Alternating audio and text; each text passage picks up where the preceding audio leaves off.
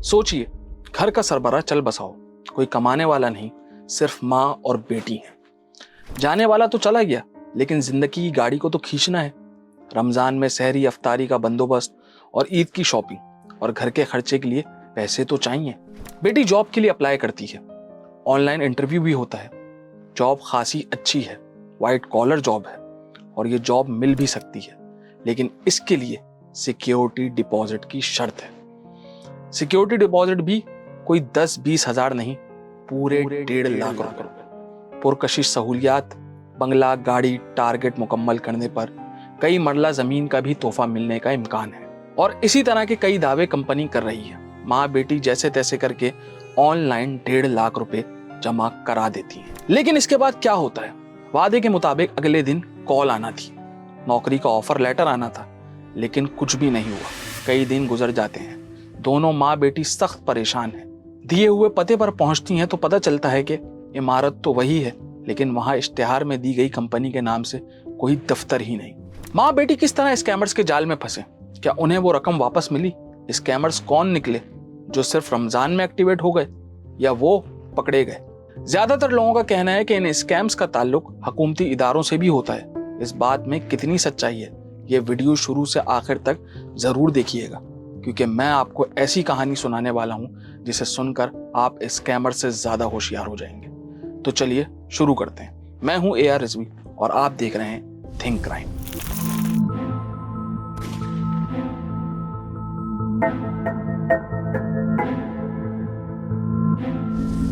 Scammers का निशाना चुक जाए, ये तो हो ही नहीं सकता। कहानी को समझने के लिए हमें थोड़ा पीछे जाना होगा। मई 2024, शहर कराची, एक छोटा सा मकान और इस मकान का एक छोटा सा कमरा। इसमें मौजूद सोफे पर बैठी माँ बेटी, परेशानी, मायूसी, गैर यकीनी कि घर कैसे चलेगा। एक ही सवाल जो दोनों माँ बेटी के जहनों में गूंज रहा है। माँ अपनी बेटी को कहती है कि बेटा, कल तक जो मुझे आंटी, भाभी, बहन कहते नहीं थकते थे, अपनापन जताते नहीं थकते थे, तुम्हारे बाबा के जाने के बाद सभी बदल गए। आंखें फेर ली, कोई हमदर्दी के दो बोल बोलने भी नहीं आता। माँ मायूसी के आलम में बोले चले जा रही है। 24-25 साल की नम्रा सर झुकाकर बैठी है। माँ को क्या जवाब दे? कोई जवाब है ही नहीं। घर का किराया कैसे देंगे? बिजली का बिल भी आ गया है, राशन भी डलवाना है। माँ जरूरियात की एक पूरी लिस्ट पढ़कर सुना रही है और फिर नम्रा कहती है, अम्मा परेशान ना हो, इंशाल्लाह सब ठीक हो जाएगा। पढ़ी लिखी हूँ, जॉब के लिए अप्लाई भी किया हुआ है, कहीं ना कहीं से जरूर जवाब आएगा। नम्रा माँ को हौसला देती है। कई दिन इसी परेशानी में गुजर जाते हैं। रोज माँ की वही बातें, परेशानियां और वही नम्रा की रोज जैसी तसल्लियां। फिर एक दिन लगता है कि खुशी ने घर का दरवाजा खटखटा दिया है। नम्रा अपना फोन देखकर खुशी से चिल्लाती है, अम्मा जवाब आ गया, कल मेरा ऑनलाइन इंटरव्यू है, बस दुआ करना मैं कामयाब हो जाऊं। माँ भी खुशी का इजहार करती है, इंशाल्लाह बेटी, जरूर, मैं दुआ करूंगी, तुम जरूर कामयाब होगी। इंटरव्यू की कॉल आई और ऑनलाइन इंटरव्यू शुरू भी हो गया। नम्रा ने फोन पर दूसरी तरफ मौजूद शख्स को बताया कि इसने ग्रेजुएशन की है, इंग्लिश भी बोल लेती है और सारे डॉक्यूमेंट्स भी आपको मेल कर दिए हैं। सामने से कंपनी ऑफिसर कहता है, जी जी मैडम, आपका बायोडाटा चेक कर लिया है, आप इस जॉब के स्टैंडर्ड्स पर पूरा उतरती हैं। यह सुनकर नम्रा खुश हो जाती है, लेकिन यह खुशी आर्जी साबित होती है, क्योंकि इसे बताया जाता है कि कंपनी का एक उसूल है और वो ये है कि सिक्योरिटी के लिए एक फॉर्म फिल करवाया जाता है। इसे फिल करके आप कंपनी ज्वाइन कर सकती हैं। बस 1.5 लाख रुपए की एक छोटी सी फीस है जो आपको जमा करानी पड़ेगी। 1.5 लाख रुपए। नम्रा हैरत से पूछती है तो इसे बताया जाता है कि यह रकम आप आराम से 2 महीने में रिकवर कर लेंगे, क्योंकि तनख्वाह के साथ साथ आपका कमीशन भी तो बनेगा। साथ ही साथ ये भी कह दिया जाता है कि 2 दिन में अगर रकम जमा नहीं कराई गई तो ये जॉब किसी और को दे दी जाएगी, क्योंकि हमारे पास जॉब सीकर्स की एक लाइन लगी है। इस बातचीत के बाद ऑनलाइन इंटरव्यू खत्म हो जाता है। नम्रा की माँ खुशी खुशी इंटरव्यू के बारे में पूछती है, लेकिन जब इसे 1.5 लाख रुपए की फीस का बताया जाता है तो खुशी फिर उदासी में बदल जाती है कि इतनी बड़ी रकम हम कहां से लाएंगे।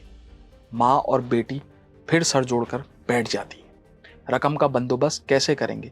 एक तरफ मुश्किलात हैं, मसाइल हैं, घर का खर्चा चलाना है, दूसरी तरफ एक गोल्डन ऑफर आई है। नम्रा को अगर नौकरी मिल जाती है तो उनके बहुत से मसाइल हल हो सकते हैं, तनख्वाह के साथ साथ कमीशन भी मिलेगा। नम्रा माँ को कहती है कि अब्बा ने इसके लिए सोने का एक सेट बनवाया था, अगर इस सेट को बेच दिया जाए तो 1.5 लाख रुपए की रकम अदा की जा सकती है। दोनों माँ बेटियां सारी रात यही सोचती रहती हैं। बिलाखिर सुबह फैसला होता है कि सोने का सेट बेचकर रकम जमा करा दी जाएगी। दोपहर तक सोने का सेट बेचकर नम्रा और उसकी माँ वो रकम ऑनलाइन डिपॉजिट करवा देती हैं।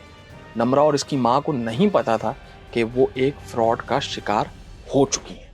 ये कहानी आगे बढ़ाने से पहले आपको ग्लोबल एंटी स्कैम अलायंस की एक ताज़ा रिपोर्ट के बारे में बताता हूँ, जिसके मुताबिक पाकिस्तान में ऑनलाइन खरीदारी, फोन्स कॉल के जरिए किए जाने वाले बैंक फ्रॉड और धोखाधड़ी पर मबनी सरमायाकारी स्कीमों समेत मुख्तलिफ फरेबकारियों में आवाम से हर साल तकरीबन 9.3 अरब डॉलर लूट लिए जाते हैं। इस ताज़ा रिपोर्ट के मुताबिक गुज़िश्ता एक साल के दौरान पाकिस्तानी शहरियों से लूटी गई रकम IMF के 7 अरब डॉलर के हालिया कर्ज प्रोग्राम से भी ज्यादा है। ये अंदाजा पाकिस्तान में किए गए एक सर्वे के रिजल्ट से लगाया गया है।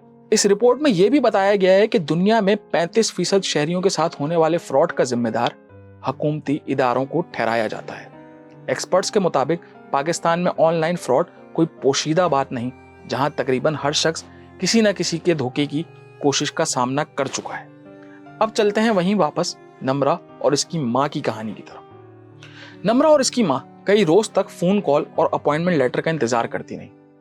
जब कोई रिस्पॉन्स नहीं आया तो नम्रा ने थक हार कर इश्तिहार में दिए गए नंबर पर कॉल की, तो वो नंबर भी बंद था। तशवीश मजीद बढ़ गई। एक दफा नहीं, बार बार कॉल की गई, लेकिन नतीजा 0। अब दोनों माँ बेटी को महसूस हो रहा था कि कुछ गलत हुआ है।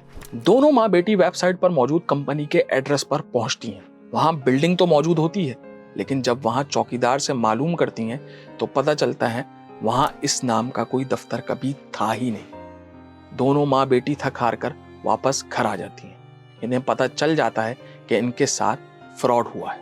जेवर की शक्ल में जो जमा पूंजी हाथ में मौजूद थी, अब वो भी हाथ से निकल चुकी थी और नौकरी बस अब एक ख्वाब बन गई थी।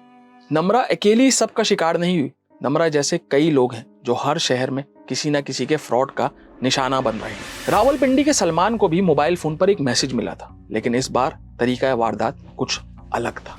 Salman Malik middle class family से ताल्लुक रखते थे। एक प्राइवेट कंपनी में असिस्टेंट मैनेजर हैं। 2 बच्चों के बाप हैं। बेगम एक प्राइवेट स्कूल में टीचर हैं। किराए के घर में रहते हैं। इनका घर दफ्तर से काफी दूर है। 1 साल कबल बड़ी मुश्किल से एक सेकंड हैंड मेहरान कार खरीदी थी। इसी में दफ्तर आते जाते हैं। इस रात वो मामूल के मुताबिक अपनी गाड़ी में घर आ रहे थे। घर से कुछ दूर ही मोबाइल फोन पर एक मैसेज की बीप सुनाई दी। सलमान मलिक ने हस्बे मामूल इसे इग्नोर किया और घर पहुंचे तो खासे थके हुए थे। एक दफा फिर मोबाइल फोन पर मैसेज की बीप आई। सलमान मलिक ने अपना फोन खोला। जो मैसेज स्क्रीन पर नजर आ रहा था वो इनके लिए काफी हैरानकुन था। बड़े जुर्माने से बचना चाहते हो तो 50,000 रुपए अदा कर दो, और अगर जुर्माना अदा नहीं किया तो जुर्माना डबल हो जाएगा। साथ ही एक वेबसाइट का लिंक भी मौजूद था और यह message Punjab safe city authority की जानिब से मौसूल हुआ था, लेकिन नंबर नामालूम था। सलमान अपने आप से कहने लगा, मैं तो बहुत ही मोहतात अंदाज में गाड़ी चलाता हूँ, कागजात भी हैं, ट्रैफिक कानून की कभी कोई खिलाफवर्जी भी नहीं की। सलमान मलिक ने अपने आप से ही सवालात शुरू कर दिए और फिर खुद ही कहा, शायद गलती से कोई सिग्नल तोड़ दिया मैंने, लेकिन क्या पता ऐसा हो भी सकता है। सलमान गैर यकीनी का शिकार है। कहा और कब ट्रैफिक कानून की खिलाफवर्जी की, इनके लिए असल परेशानी ये थी कि अगर जुर्माना भरने के लिए दिए गए लिंक पर क्लिक नहीं किया तो जुर्माना डबल हो जाएगा। कहां से भरूंगा मैं इतना भारी जुर्माना? सलमान मलिक की परेशानी बढ़ रही है और इसी परेशानी में वो लिंक पर क्लिक कर देते हैं। आनन फानन इनके अकाउंट से 50,000 रुपए कट जाते हैं। सलमान मलिक के साथ भी अब फ्रॉड हो चुका है। पाकिस्तान में डिजिटल लूटमार का सिलसिला खासा पुराना है, लेकिन इस वक्त ताजा तरीन एडिशन ई चालान है, जो डिजिटल लुटेरों और स्कैमर्स के लिए फेवरेट समझे जा रहे हैं। बिलखुसूस सूबा पंजाब और कराची शहर में ट्रैफिक पुलिस मुख्तलिफ महकमों के ताउन से ट्रैफिक कवानीन की खिलाफवर्जी करने वाले शहरियों को पैगामात भेज रही है। इस्लामाबाद पुलिस भी जल्द ही ई चालान का निजाम शुरू करने का इरादा रखती है। इस मौके को फ्रॉडियों ने भी गनीमत जाना है और खास कर तो रमजान उल मुबारक में तो बहुत से तरीके इजाद हो भी चुके हैं। कभी आपका एहसास राशन पैकेज निकल आता है, तो कभी किसी मोबाइल नेटवर्क की तरफ से आपकी ईदी, तो कभी वजीर आजम लैपटॉप स्कीम का इनाम, और अब तो ई चालान के नए निजाम की आड़ में सादा शहरी भी लुट रहे हैं। आपके मोबाइल फ़ोन पर मौसूल होने वाले कुछ पैगामात में तो इस बात का 99% इम्कान होता है कि ये पैगाम फ्रॉड है और इसका मकसद आपको लूटना है।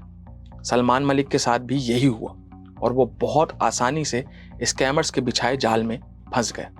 फ्रॉडिये हमेशा चालाकी से काम लेते हैं, आप पर इतना दबाव डालते हैं और हड़बड़ी में काम करने की कोशिश करते हैं ताकि सोचने का वक्त ही ना मिले। इसलिए जब भी कोई इतना दबाव डाले, शोर मचाए, जल्दी करे, बेशक वो आपका बेटा ही क्यों ना हो, इसे साफ जवाब दे दें, मैं नहीं कर सकता या नहीं कर सकती। कभी फोन पर आए मनी ट्रांसफर के मैसेज पर भी यकीन ना करें। ये फ्रॉडिये जाली मैसेजेस भी भेजते हैं। बहुत से बैंक मनी ट्रांजैक्शन पर टेक्स्ट मैसेज फोन पर भेजते हैं। बैंक के मैसेज मखसूस नंबर से आते हैं और इनकी पिछली हिस्ट्री भी मौजूद होती है, यानी पुराने मैसेजेस भी बड़े होते हैं।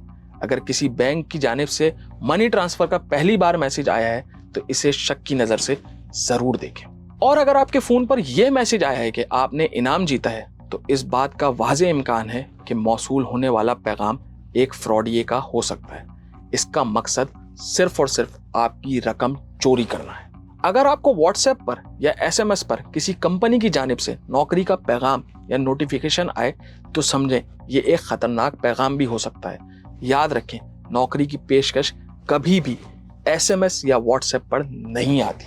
कोई भी प्रोफेशनल कंपनी इन प्लेटफॉर्म्स पर आपसे कभी राब्ता नहीं करेगी, लिहाजा ये एक यकीनी फ्रॉड हो सकता है। व्हाट्सएप और SMS पे मौसूल होने वाले बैंक अलर्ट के पैगाम जो सारिफीन को URL लिंक के जरिए दस्तावेजात मुकम्मल करने के लिए कहते हैं, वो भी जाली ही होते हैं। ये पैगाम भेजने वाले हैकर्स का मकसद सिर्फ और सिर्फ आपका पैसा चोरी करना होता है। अगर आपके पास बजरिए SMS या व्हाट्सएप पर किसी ऑनलाइन खरीदारी का नोटिफिकेशन भी आए तो समझ लें कि ये भी एक जाली पैगाम है। किसी प्रमोशनल एक्टिविटी का लिंक भी आए तो समझ लीजिए ये भी आपके खिलाफ एक स्कैम का जाल बिछाया जा रहा है। स्कैमर्स स्मार्टफोन सार्फिन को नेटफ्लिक्स या दीगर OTT सब्सक्रिप्शंस के जरिए भी रागिब करने की कोशिश करते हैं, जो दरअसल आपका डाटा हैक करने की कोशिश कर रहे होते हैं। अगर आपको किसी ऐसी चीज की डिलीवरी के बारे में इत्तिलाई पैगाम मौसूल होता है जो आपने कहीं से मंगवाई ही नहीं, तो समझ लें ये भी स्कैमर्स की एक चाल है। इस तरह के लिंक पर भी क्लिक ना करें, क्योंकि जराइम पेशा अफराद आपका डाटा हैक करने के लिए इस तरह के पैगामात भेजते रहते हैं। नम्रा और सलमान जैसे न जाने कितने शहरी रोजाना डिजिटल फ्रॉड का शिकार होते हैं। आपके ख्याल में नम्रा की सबसे पहली गलती क्या थी? और क्या सलमान को नामालूम नंबर से मैसेज मिलने के बाद लिंक पर क्लिक करने के बजाय पंजाब सेफ सिटी अथॉरिटी से राब्ता करके मालूम नहीं करना चाहिए था कि इसका ई-चालान कब और कहां और क्यों हुआ है? हमें अपने कमेंट्स में अपनी राय जरूर दीजिएगा। मिलते हैं नेक्स्ट एपिसोड में, जब तक जुर्म बाकी है।